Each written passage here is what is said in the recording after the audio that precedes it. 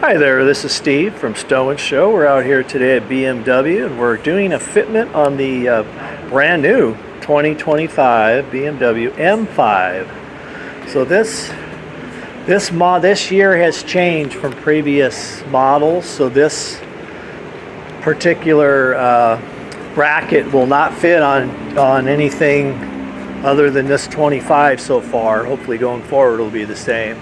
But it's got a much wider bolt pattern. It is still no drill.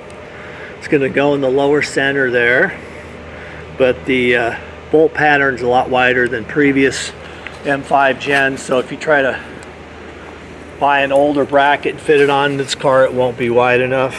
Or if you try to buy this one for an older 24 and down, this will be too big. So anyway, we're going to go ahead and do the fitment today and show you how this goes on. I'll go ahead and turn it over to Mike. Okay, thanks Steve. Like Steve said, this is a no drill, so we're going to be using factory locations, but we're going to be replacing the fasteners with two that are a little bit longer because we got to put a little bit of space there. Because I'll show you, as you can see, these screws are a little bit recessed. They're not bad, but we want to fill that gap when we tighten it up. I'm using a 10mm socket. These are probably like 4.8 by 20, I imagine. And like Steve said, it's pretty good length in the bolt pattern there. You can see I don't remember exactly off the top of my head, but it's pretty it's pretty long. So it's probably, you get 13 or so inches. So now we're going to be using two 4.8 by 25s and an 1/8 inch spacer screw through the base plate. I'll even turn it around and put it on the right way. How's that? Screw through the base plate, spacer on top, and it's just filling that gap right there. You're going to start that one. Real important, you want to start each side finger tight first. If you tighten all this one up first, you'll sometimes make it really difficult to try to get it to line up. So just get each one started finger tight.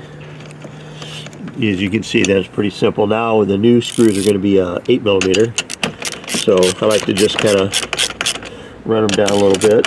They're going into a metal J-clip, so it's not going into plastic, so you got a pretty good surface there or a good holder there to tighten them up. As you can see, it'll snug up pretty good.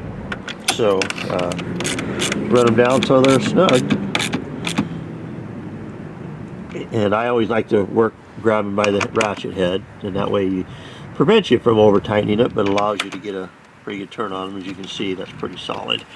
So all you need to do is put your front plate on. You're going to grab the spring-loaded pull pin, get it past there, and just push it till it clicks into place, and you're done. And just for some maintenance, make sure you lubricate your pull pin from time to time to keep it working properly. And then if you go through a car wash, make sure that you remove that. I'm sure on this car you probably have it hand washed. I doubt you'd probably run it through car wash, but if you did, make sure you remove the front plate with your license plate on there, and that's where it will sit, and your license plate goes on the front of that, and you are done.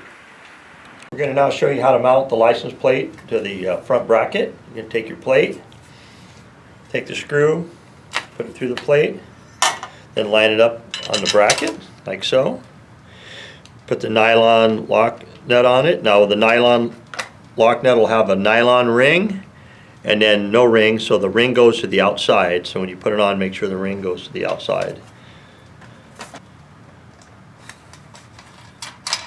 And then take your 10mm socket or wrench, if you have just a wrench, Phillips screwdriver, and just tighten them up.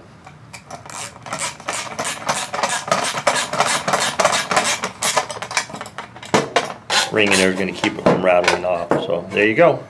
That's what it should look like when you're all done.